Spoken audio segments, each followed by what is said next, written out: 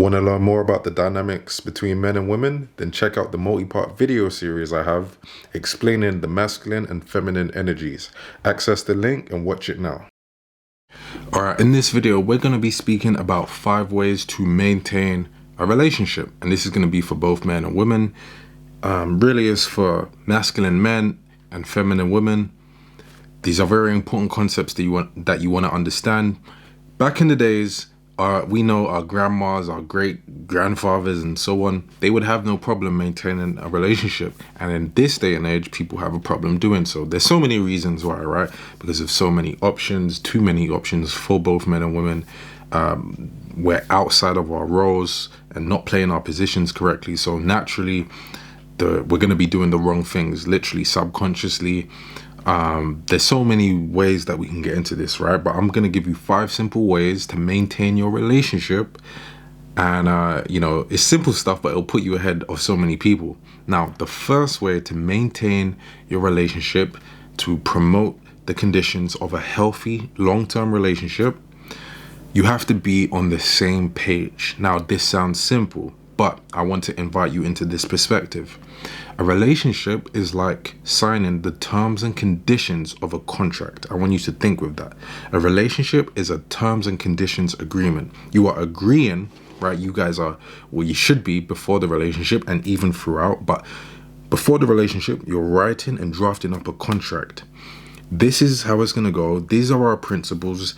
This is, how many times we're going to meet up and blah, blah, blah. And I perceive this to be able to, I propose that I can do this, and do you agree that this will fulfill you? And the other person's doing the same thing on the other side, right? But many people don't have this logical approach to it. They're not conscious of this stuff. They're only engaged with their subconscious feelings, their emotions and so on. So they just know, I like the person, but they're not really thinking, hey, is this a situation that is going to address and fulfill my romantic and sexual needs, my mental needs? Is this something I can sign up to in terms of for the other person? Can I fulfill theirs? And so on. And they don't acknowledge this is a contract that once it's signed and stamped, you're going to have to live by it and you're going to have to keep up with it. So, for example, you might, let's say that you're seeing your girlfriend or boyfriend or whatever, right? And in the process of when you get to the relationship, all throughout then you saw them 2-3 times a week. But then after the relationship, again, you've just kind of made the terms and conditions with that because that's their expectation. And 6 months into the relationship, you decide you're just going to see them once a week without even letting them know why or anything like that. Naturally, that person signed the contract believing that they're going to get 2-3 times a week, but you're just bringing it down to 1. So they're going to be disappointed, and then what's going to happen? There's going to be a dispute, just like in business when businesses are coming together. And if there's a breach of the contract, they have a dispute, they go to court and so on. That's what's going to happen in your relationship. Then an argument's going to come in. So it's very important to be on the same page, be very clear about what that contract is. Now, the second thing is you need to have a teamwork mindset. This is a little bit different to the first one, because that's about contract, but this is about having cooperative attitudes from both the man and woman. You don't want to be competitive. You don't want to say, hey, well, you don't want to step on each other's toes, basically. What that person is great at, I want you to encourage them to be even greater at. What you're great at, I want you to allow them the space to encourage you to be great at that thing. I want you to not be the same. Of course, you're going to be compatible on many levels. That's a good thing. But in terms of skills, I want you to say that's the skill they bring and they're bringing this to the table. And I'm going to encourage and I'm going to love and admire and respect and appreciate that. And you're going to make it clear verbally. For you, you're going to say, hey, I have to live up to what they're bringing. So I'm going to bring stuff to the table too. Not just in terms of external stuff, but I'm saying in terms of your skills, your intellect, the information you have, stuff that things about your emotions and personality. You're going to bring that to the table and you're going to have a teamwork mindset. This is very important because in arguments, people, they do this. It's separation mindset. You want to always be united.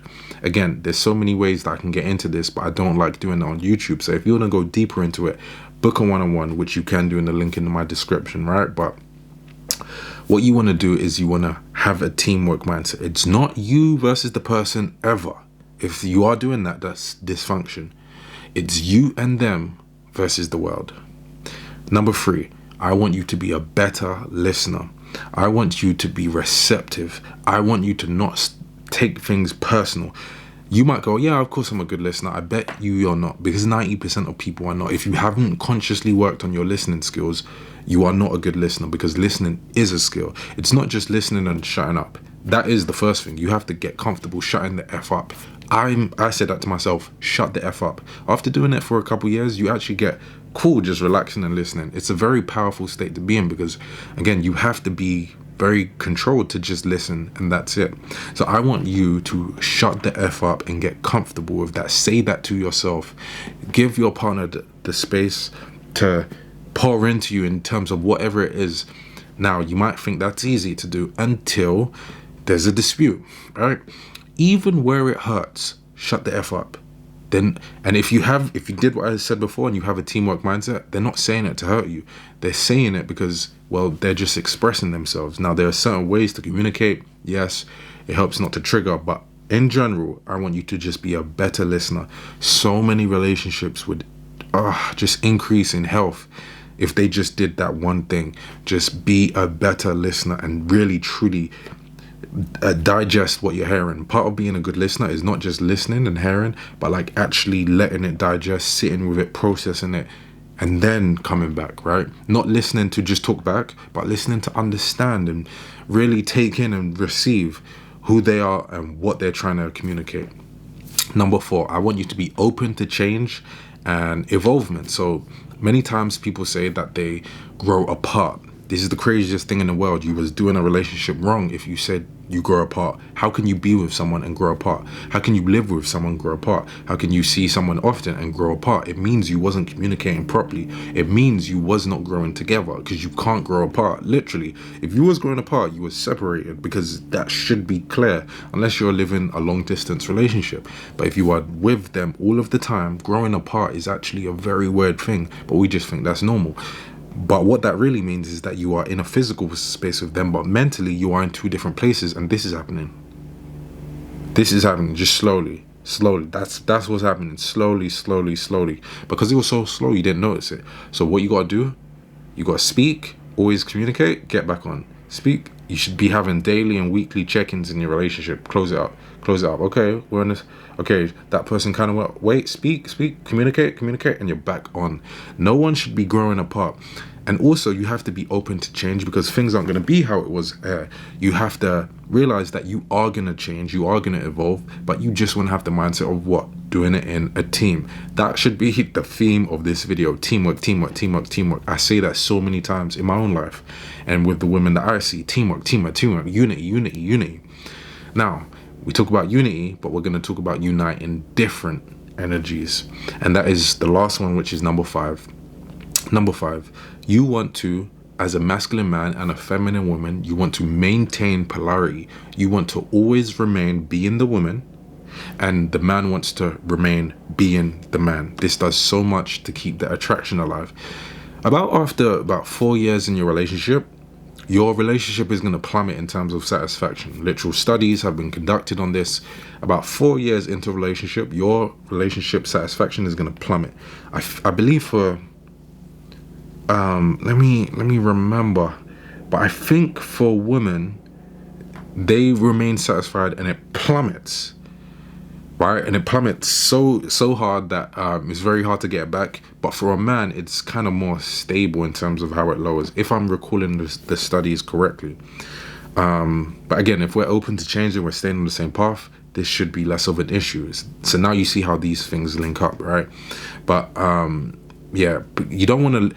It's better to prevent losing that polarity than to try get it back like after the 4-year mark. So maintain polarity by always being the expression of the 2 energies, because the masculine and feminine energy, let me say again, the masculine and feminine energies are always interacting underneath the surface. So consciously try to encourage that so that you can keep the spark alive, because so many people after years and years are going to say, we lost the spark. Really, you let the polarity slide. Now I want to know if there's any other ways that you think is necessary for keeping and maintaining a healthy relationship. I want you to comment down below, let Reemus know. In the next video, we're going to speak about, other ways to maintain a relationship, but being more specific. We're going to talk about that in the future. So make sure you're subscribed, like the video. It helps a lot, especially as the channel is still small at this point. But comment down below, let Reemus know, and I'll see you in the next video. Peace.